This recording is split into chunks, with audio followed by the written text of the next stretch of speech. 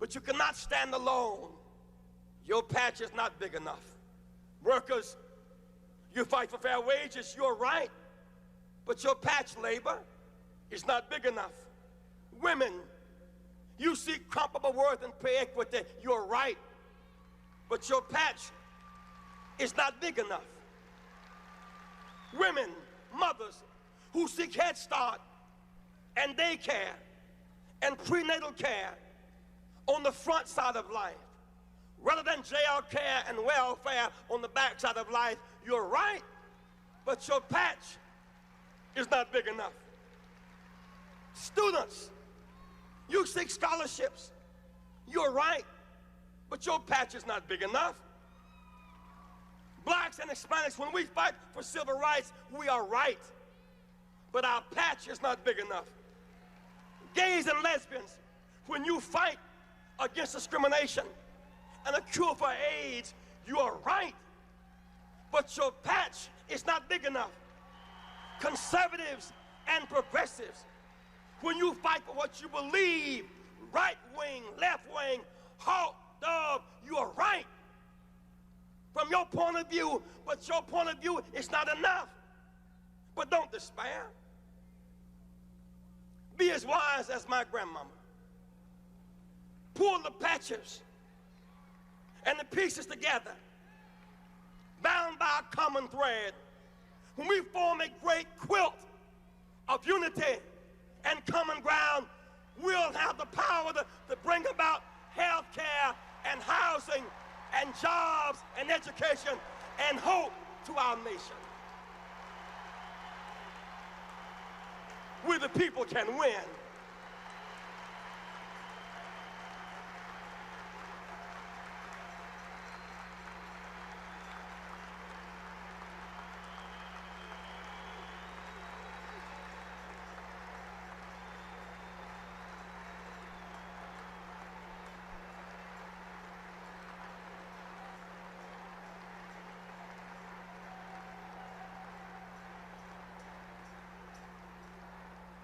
We stand at the end of a long, dark night of reaction. We stand tonight united in the commitment to a new direction. For almost 8 years, we've been led by those who view social good coming from private interests, who viewed public life as a means to increase private wealth. They have been prepared to sacrifice the common good of the many to satisfy the private interests and the wealth of a few. We believe in a government that's a tool of our democracy in service to the public, not an instrument of the aristocracy in search of private wealth. We believe in government with the consent of the governed, all for and by the people. We must now emerge into a new day with a new direction. Reaganomics, based on the belief that the rich had too much money, too little money, and the poor had too much. That's classic Reaganomics. It believed that the poor had too much money and the rich had too little money. So they engaged in reverse Robin Hood, took from the poor, gave to the rich, paid for by the middle class. We cannot stand 4 more years of Reaganomics in any version, in any disguise.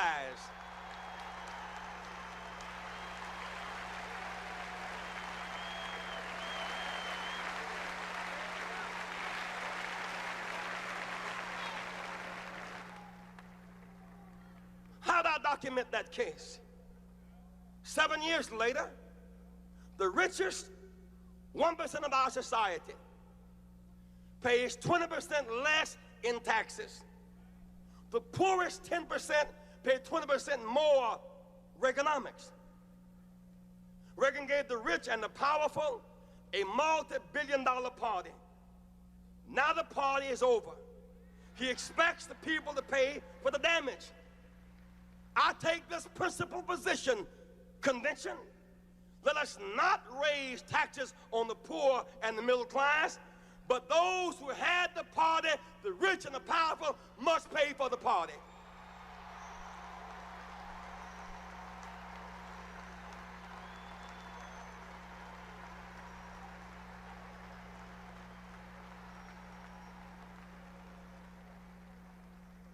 I just want to take common sense to high places.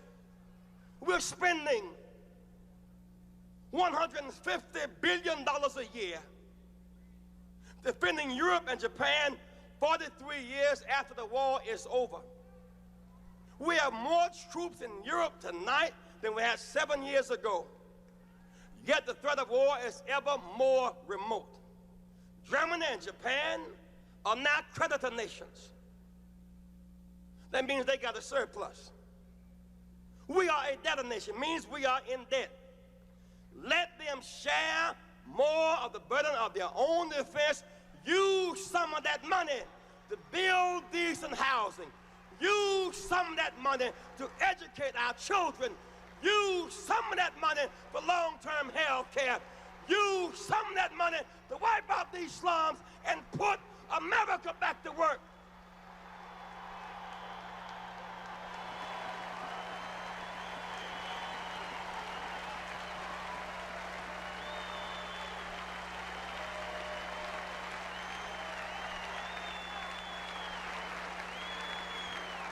I just want to take common sense to high places. If we can bail out Europe and Japan, if we can bail out Continental Bank and Chrysler and Mr. Iacocca make $8,000 an hour, we can bail out the family farmer.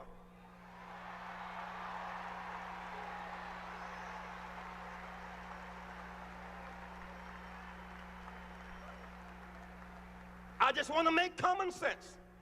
It does not make sense to close down 650,000 family farms in this country while importing food from abroad subsidized by the U.S. government. Let's make sense. It does not make sense to be escorting oil tankers up and down the Persian Gulf, paying $2.50 for every $1 worth of oil we bring out, while oil wells are capped in Texas, Oklahoma, and Louisiana. I just want to make sense.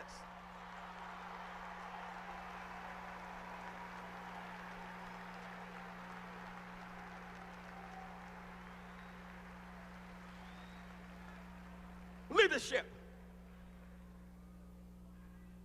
must meet the moral challenge of its day. What's the moral challenge of our day? We have public accommodations. We have the right to vote. We have open housing. What's the fundamental challenge of our day? It is to end economic violence. Plant closing without notice, economic violence. Even the greedy do not profit long from greed, economic violence. Most poor people are not lazy. They're not black. They're not brown.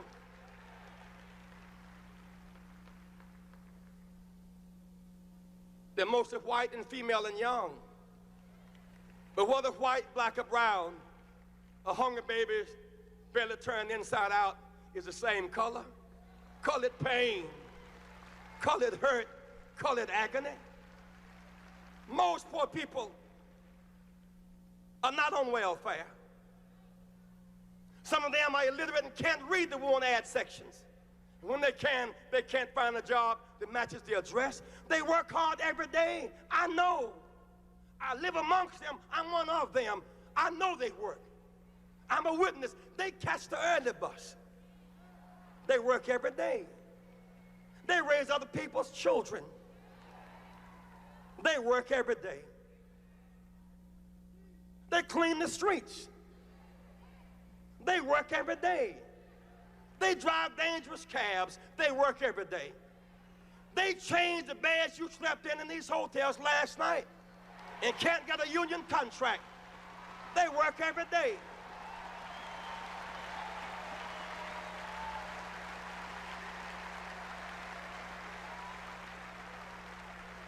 No, they are not lazy. Someone must defend them because it's right, and they cannot speak for themselves.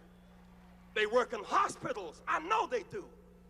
They wipe the bodies of those who are sick with fever and pain. They empty their bedpans. They clean out their commode. No job is beneath them. And yet when they get sick, they cannot lie in the bed they made up every day. America, that is not right. We are a better nation than that. We are a better nation than that.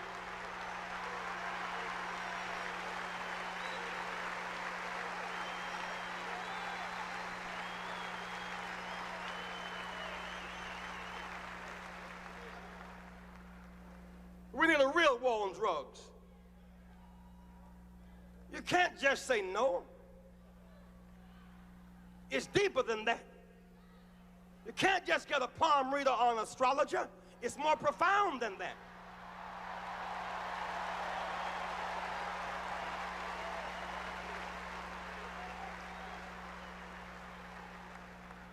We're spending $150 billion on drugs a year.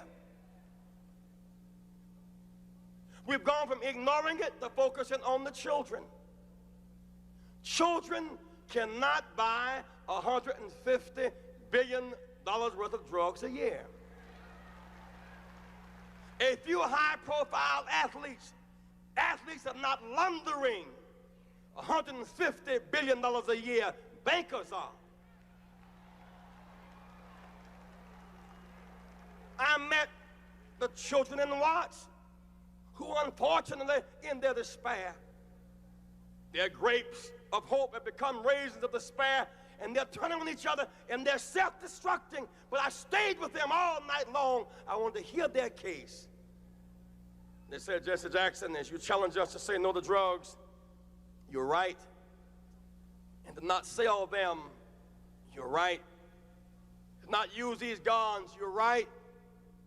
By the way, the promise of SEPTA, they displaced CETA. They did not replace CETA. We have neither jobs, nor houses, nor services, nor training, nor way out. Some of us take drugs as anesthesia for our pain.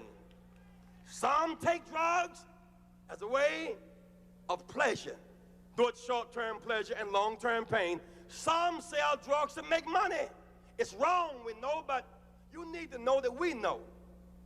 We can go and buy the drugs by the boxes at the port. If we can buy the drugs at the port, don't you believe the federal government can stop it if they want to?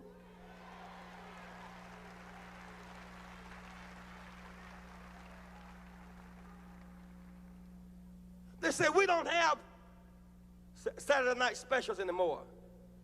They say we buy AK-47s and Uzas, the latest NATO weapons.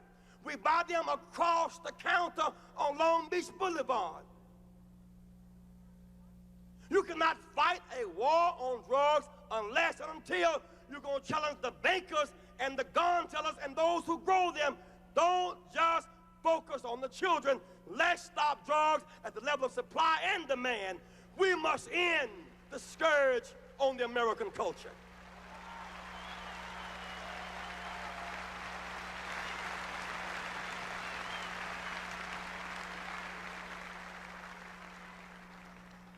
Leadership. What difference will we make? Leadership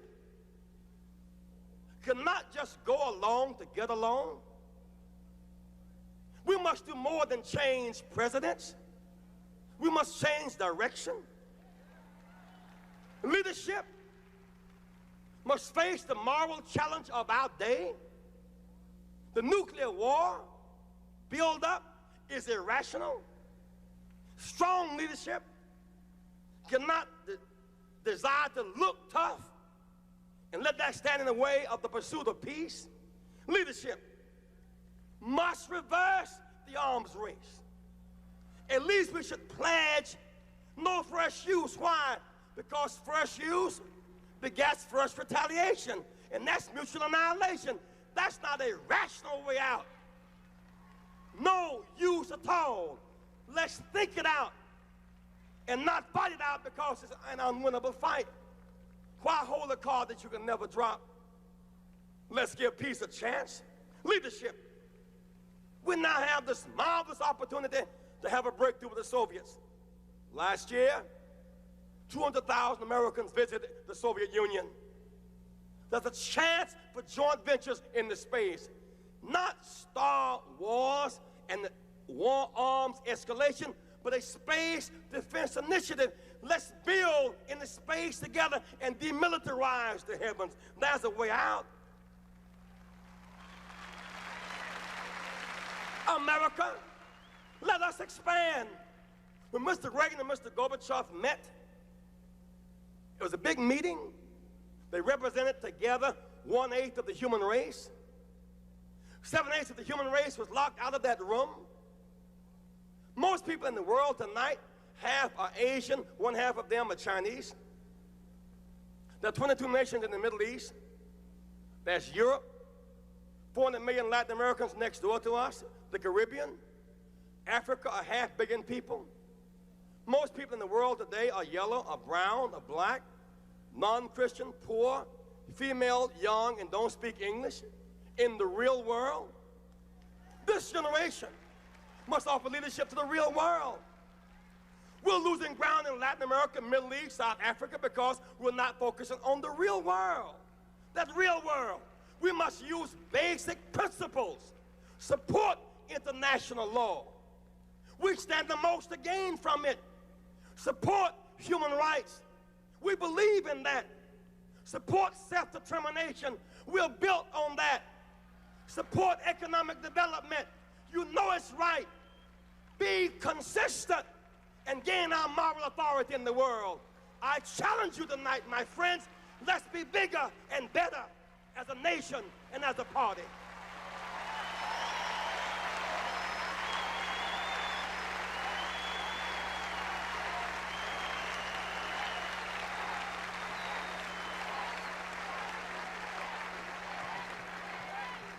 We have basic challenges.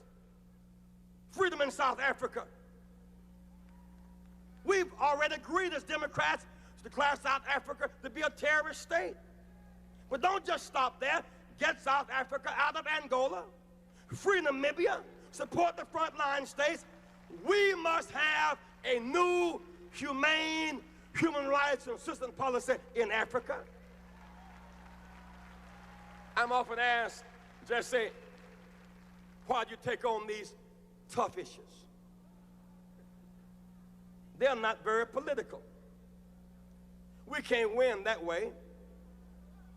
If an issue is morally right, it will eventually be political. It may be political and never be right. Fannie Lou Hamer didn't have the most votes in Atlantic City, but her principles have outlasted every delegate who voted to lock her out.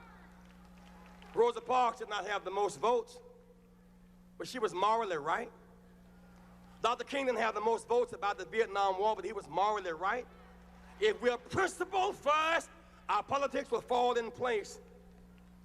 Jesse, why do you take these big, bold initiatives? A poem by an unknown author went something like this: we mastered the air, we've conquered the sea, annihilated distance and prolonged life, but we're not wise enough to live on this earth without war and without hate. As for Jesse Jackson, I'm tired of sailing my little boat far inside the harbor bar. I want to go out where the big ships float, out on the deep where the great ones are. And should my frail craft prove too slight, the waves that sweep those billows o'er, I'd rather go down in the stirring fight than drowse to death at the sheltered shore. We got to go out, my friends, where the big boats are.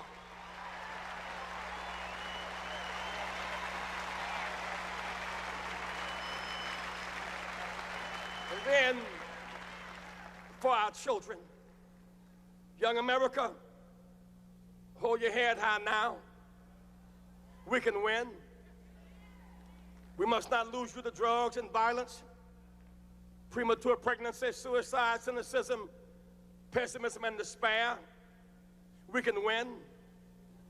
Wherever you are tonight, I challenge you to hope and to dream.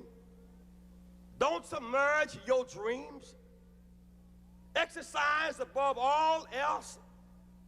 Even on drugs, dream of the day you're drug free. Even in the gutter, dream of the day that you'll be up on your feet again. You must never stop dreaming. Face reality, yes, but don't stop with the way things are. Dream of things as they ought to be. Dream.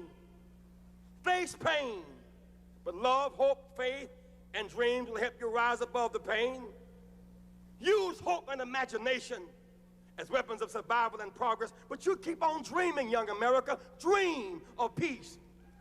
Peace is rational and reasonable. War is irrational in this age and unwinnable.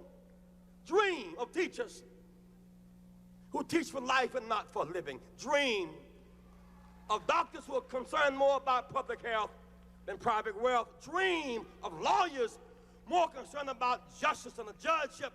Dream of preachers who are concerned more about prophecy than profiteering. Dream on the high road with sound values. And then America, as we go forth to September, October, November, and then beyond, America must never surrender to a high moral challenge. Do not surrender to drugs. The best drug policy is a no first use. Don't surrender with needles and cynicism. Let's have no first use on the one hand, or clinics on the other. Never surrender, young America. Go forward. America must never surrender to malnutrition. We can feed the hungry and clothe the naked. We must never surrender. We must go forward. We must never surrender to illiteracy. Invest in our children. Never surrender and go forward. We must never surrender to inequality. Women cannot compromise ERA or comparable word. Women are making 60 cents on the dollar to what a man makes. Women cannot buy meat cheaper. Women cannot buy bread cheaper. Women cannot buy milk cheaper. Women deserve to get paid for the work that you do. It's right and it's fair.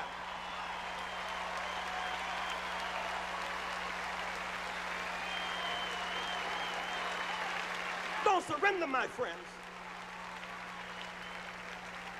Those who have AIDS tonight, you deserve our compassion. Even with AIDS, you must not surrender in your wheelchairs. I see you sitting here tonight in those wheelchairs.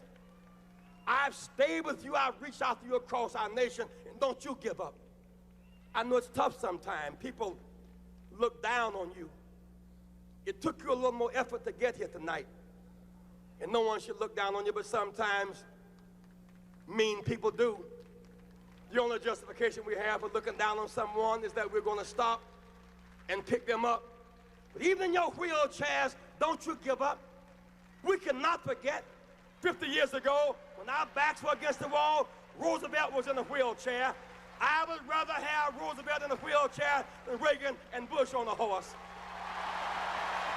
Don't you surrender and don't you give up. Don't surrender and don't give up.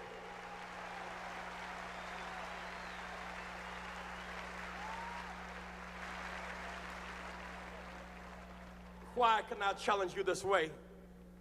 Jesse Jackson, you don't understand my situation. You'll be on television.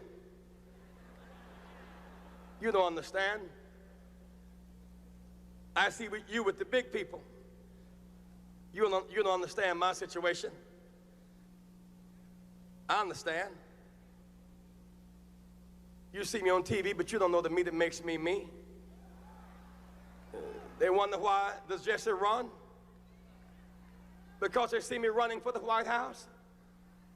They don't see the house I'm running from. I have a story.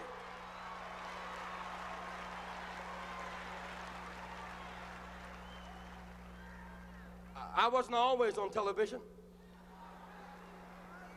Writers were not always outside my door. When I was born late one afternoon, October 8th, in Greenville, South Carolina, no writers asked my mother her name. Nobody chose to write down our address.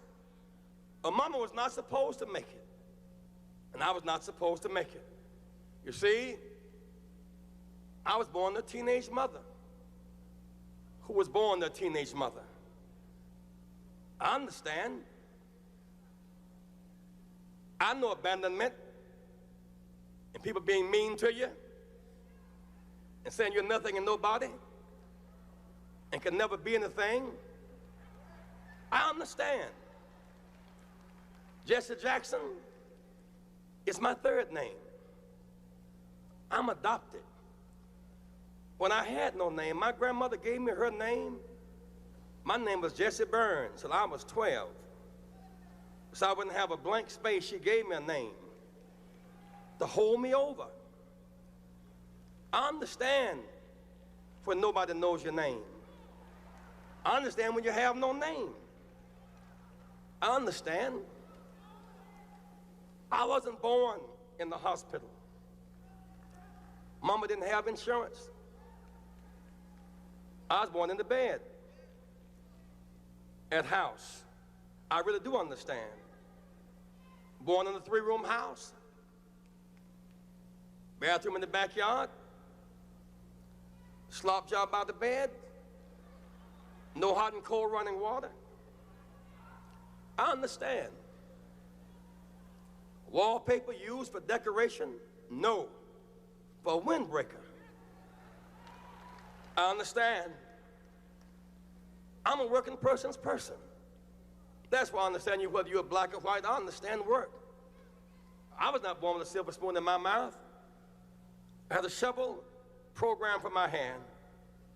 My mother, a working woman. Some of the days she went to work early, with runs in her stockings. She knew better, but she rolled runs in her stockings so that my brother and I could have matching socks and not be laughed at school. I understand.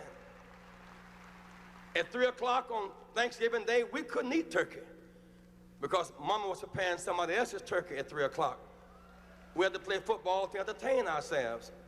And then around 6 o'clock, she would get off the Alta Vista bus, and we would bring up the leftovers and eat our turkey, leftovers, the caucus, the cranberries, around 8 o'clock at night. I really do understand. Every one of these funny labels they put on you, those of you who are watching this broadcast tonight in the projects, on the corners, I understand. Call you outcast, low down, you can't make it, you're nothing, you're from nobody, subclass, underclass. When you see Jesse Jackson, when my name goes in nomination, your name goes in nomination. I was born in the slum, but the slum was not born in me. And it wasn't born in you, and you can make it. Wherever you are tonight, you can make it. Hold your head high. Stick your chest out. You can make it. It gets dark sometimes, but the morning comes. Don't you surrender.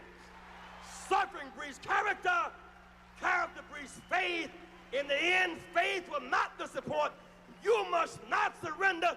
You may or may not get there, but just know that you are qualified, and you hold on and hold out. We must never surrender. America will get better and better. Keep hope alive. Keep hope alive. Keep hope alive on tomorrow night and beyond. Keep hope alive. I love you very much. I love you very much.